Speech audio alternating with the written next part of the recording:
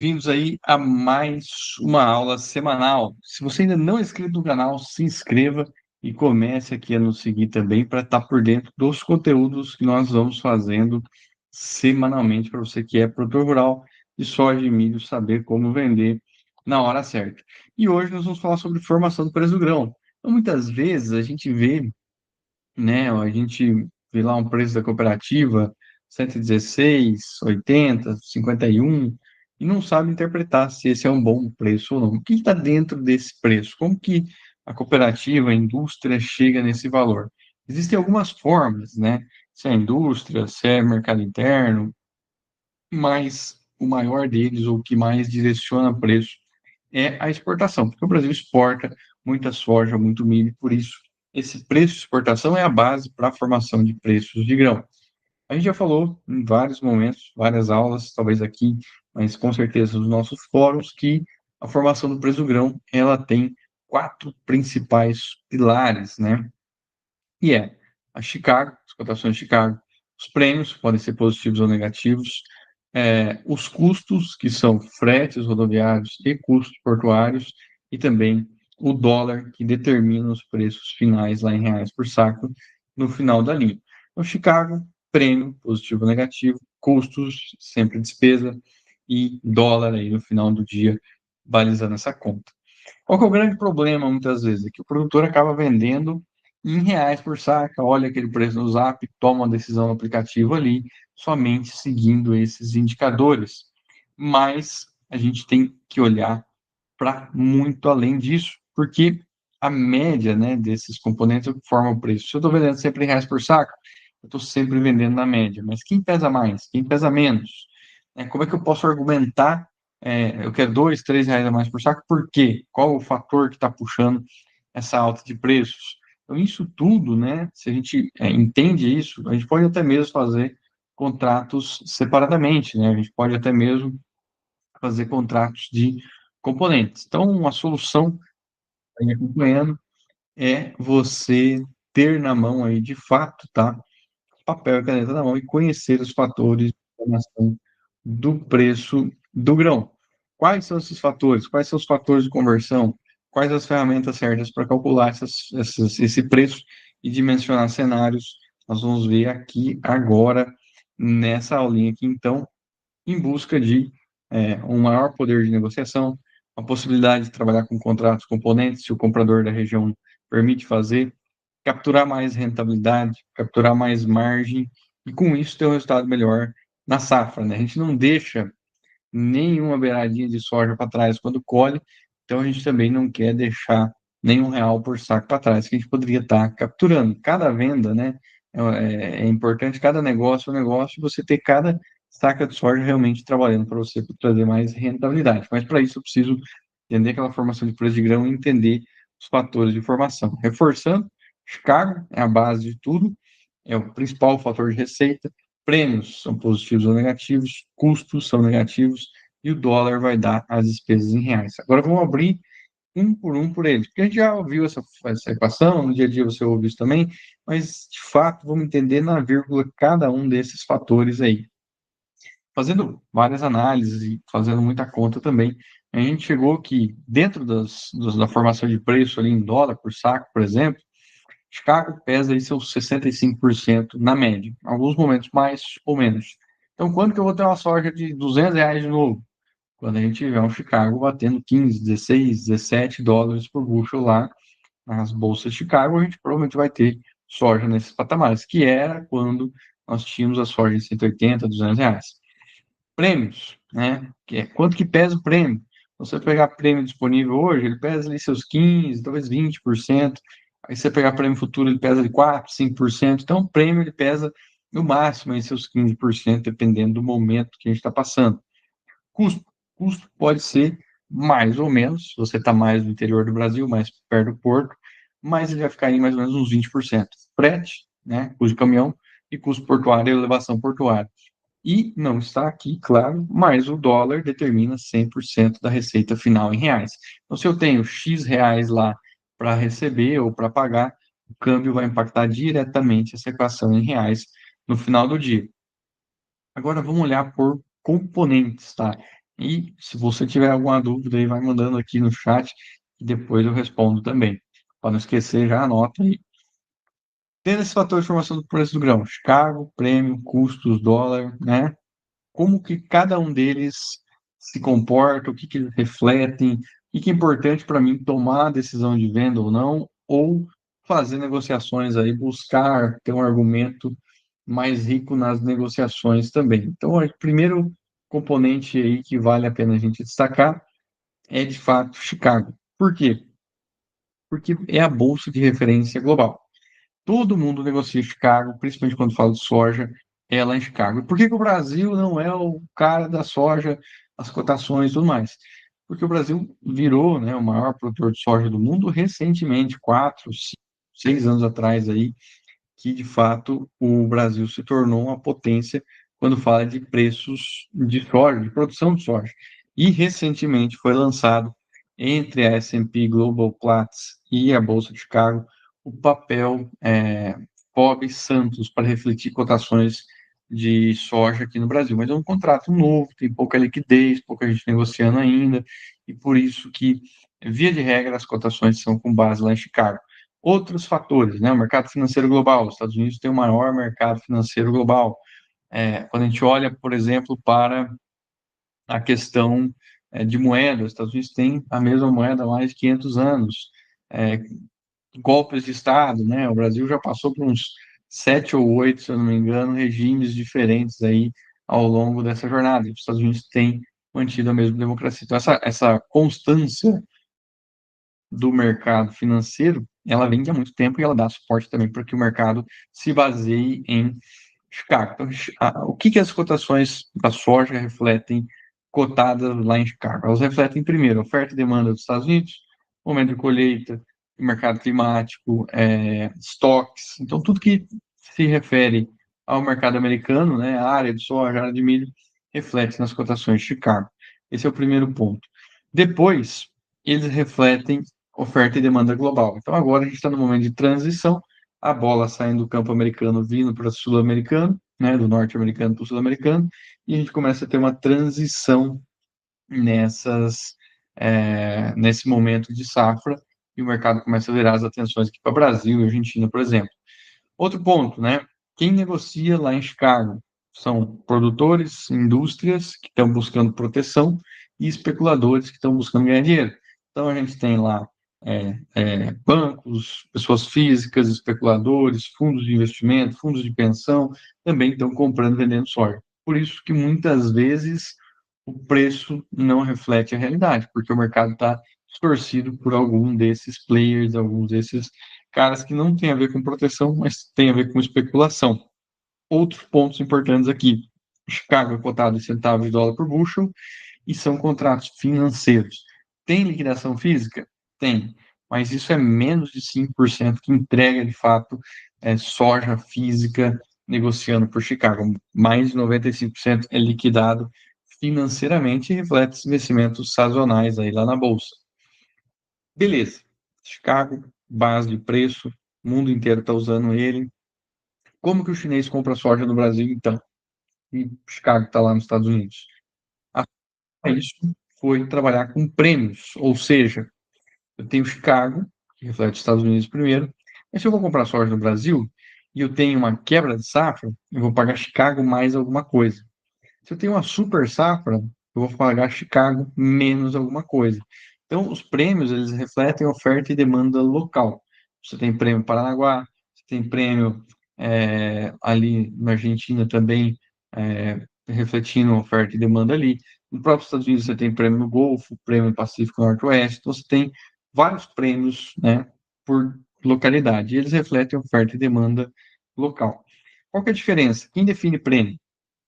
É oferta e demanda, é comprador e vendedor. Então, o Brasil, tem lá a empresa no Brasil comprou soja a 50 centavos por bushel positivo, acima de Chicago, e aí ela quer vender esse soja para a China a 60 centavos de dólar por bushel.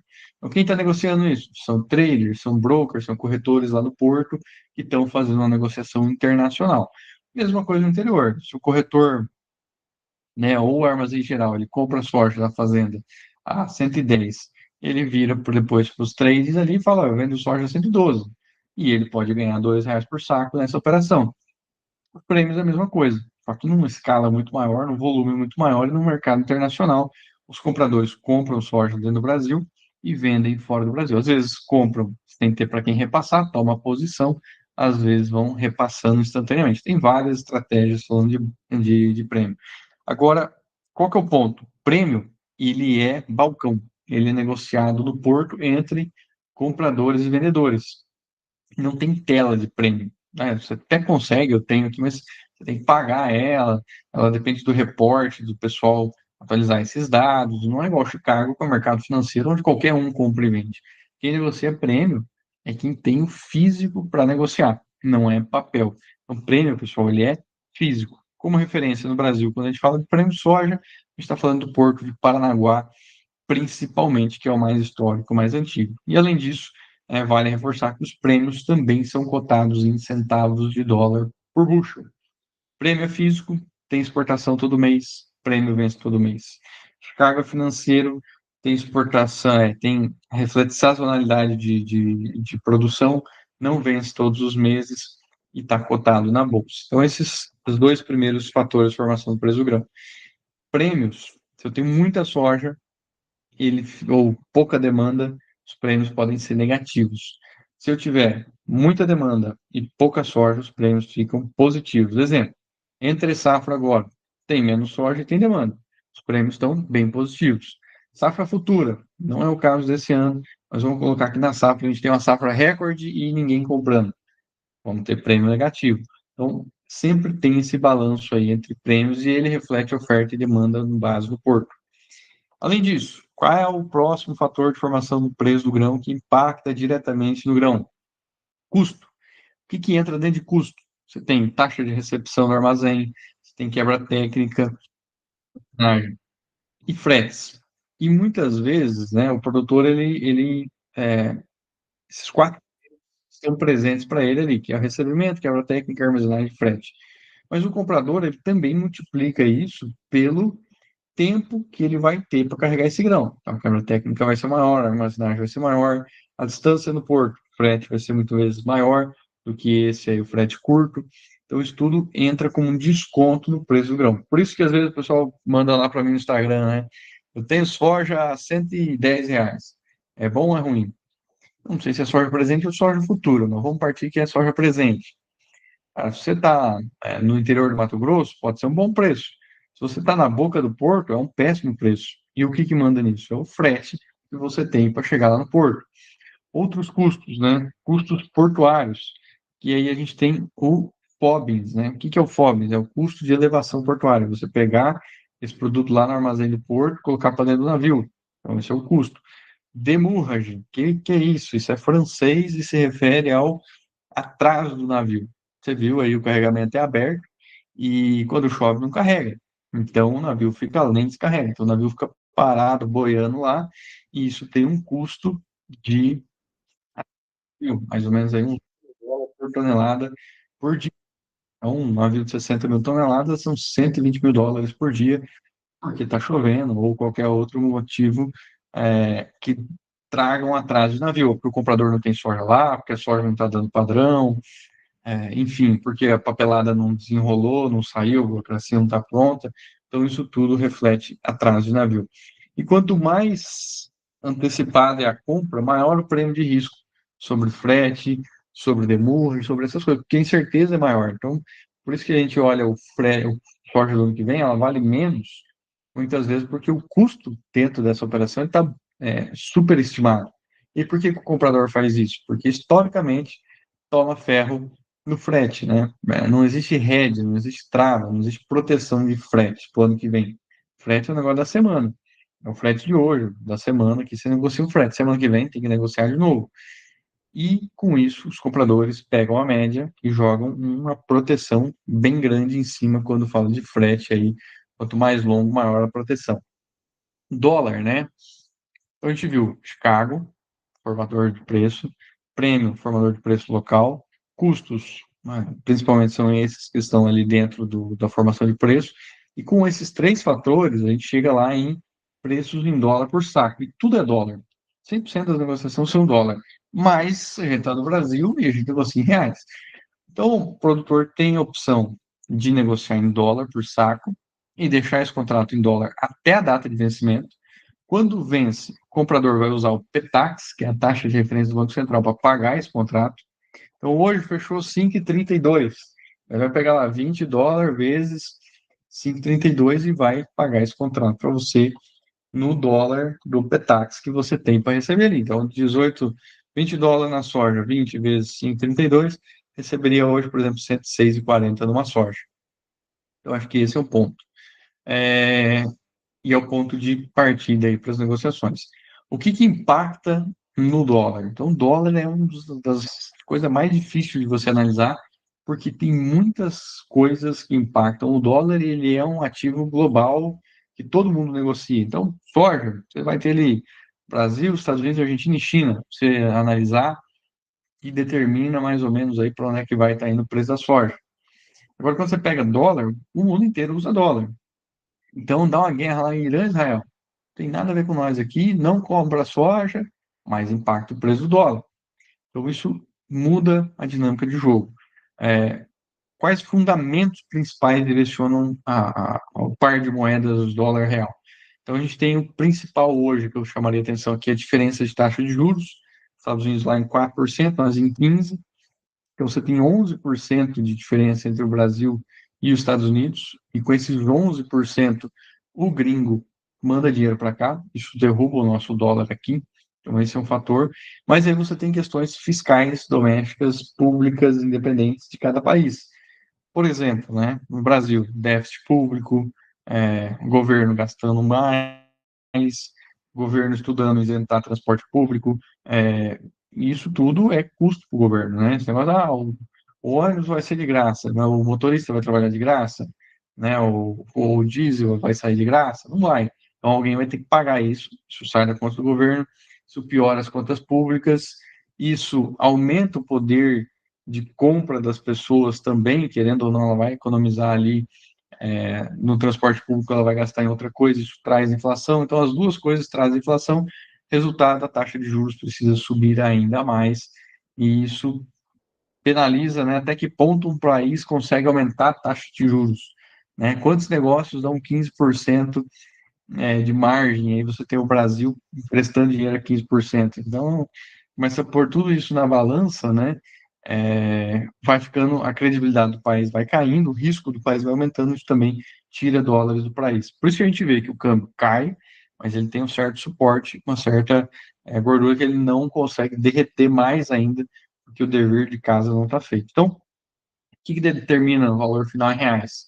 É o câmbio, e o que que determina câmbio são fatores globais, né, e questões fiscais, políticas internas, ano de eleição no ano que vem também, é mais um aí que pesa na conta. Agora, né, eu falei ali, cargo em dólar por bucho, prêmio em dólar por bucho, o que que é o bucho?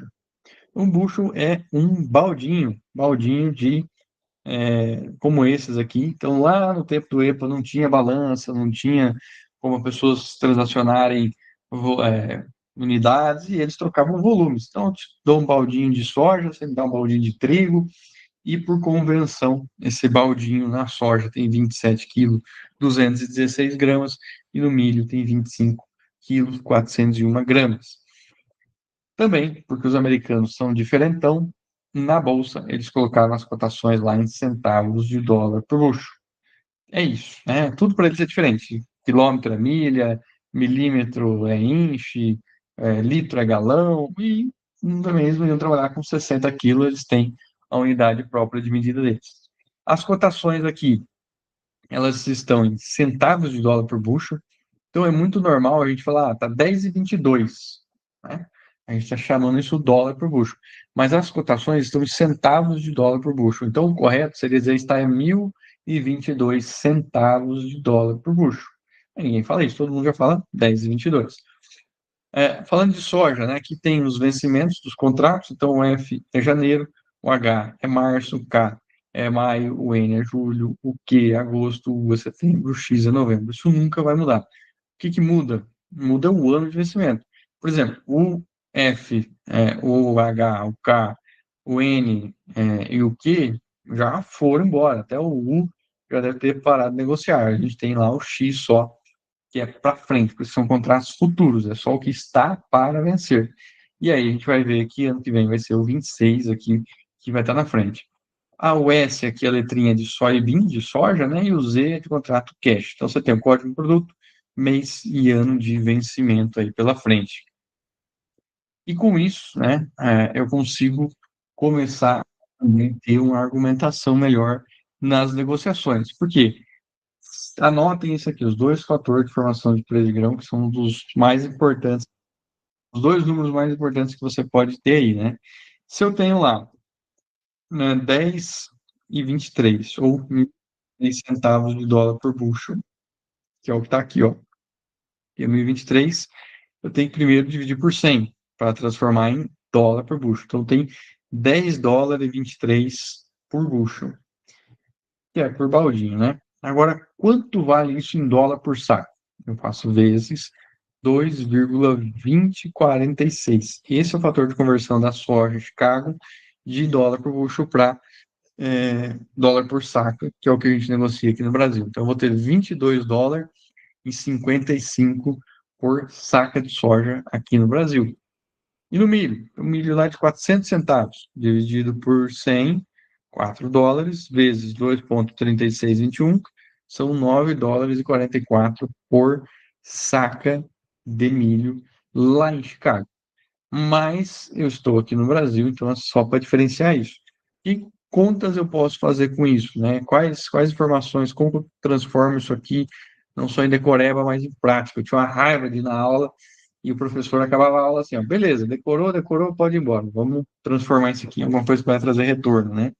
Então, se eu tenho aqui uma variação que o mercado caiu 7 centavos por bushel, eu tenho 7 centavos dividido por 100.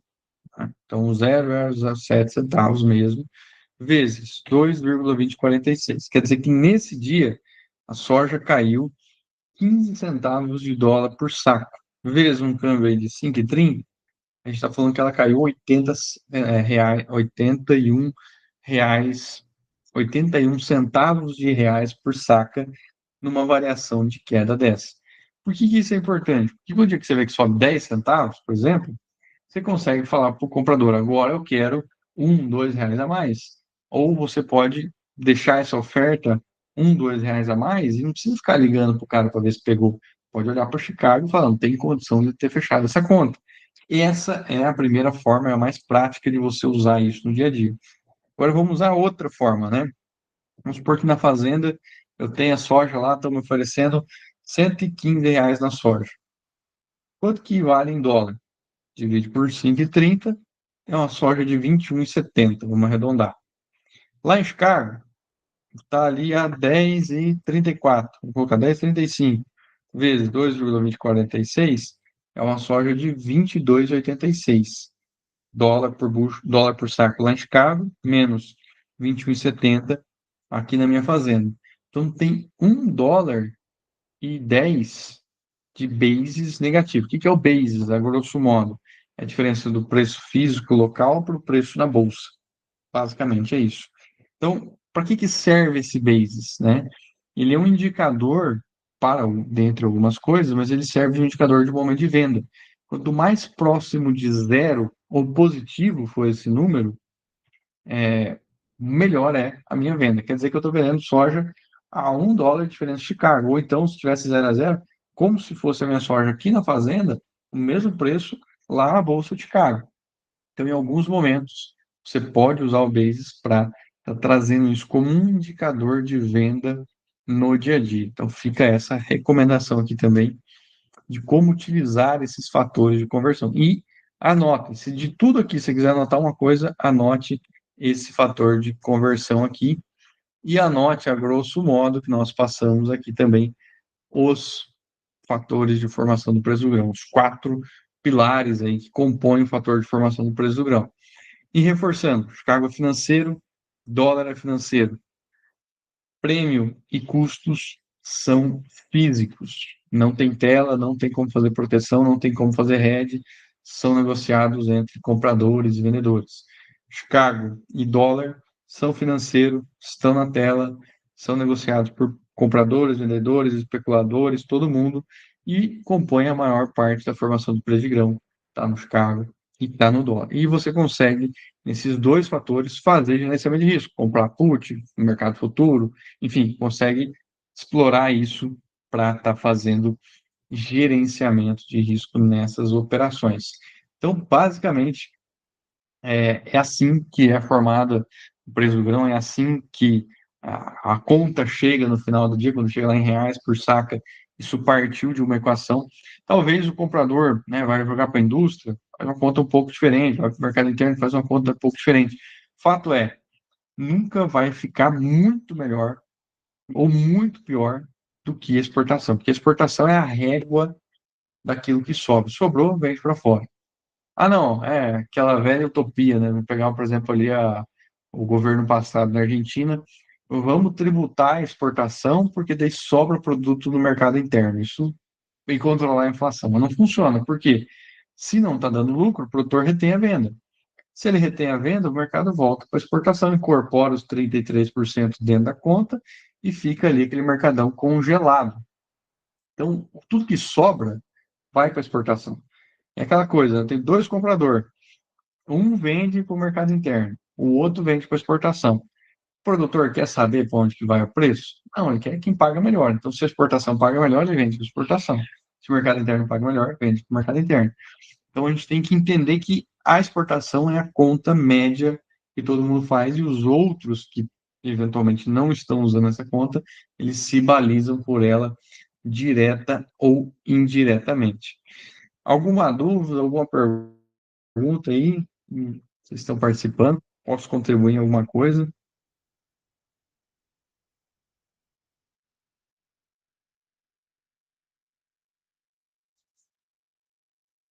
Sem mais perguntas aí, então, eu vou encerrar aqui e falar na próxima aula nós traremos mais conteúdos também, sempre voltado aí para comercialização. Lembrando que semanalmente nós temos aulas aí. E se você ainda não é inscrito no canal, também se inscreva lá, Victor Carlos no Instagram, siga nas redes sociais que a gente está trazendo sempre bastante conteúdo, diariamente, semanalmente aqui também, para trazer mais segurança na hora de tomar decisão e também entender o que está por trás no dia a dia aí, quando se fala em precificação de soja, de milho, de fertilizantes e tudo mais. Pessoal, muito obrigado aí a vocês, um abraço e até a próxima.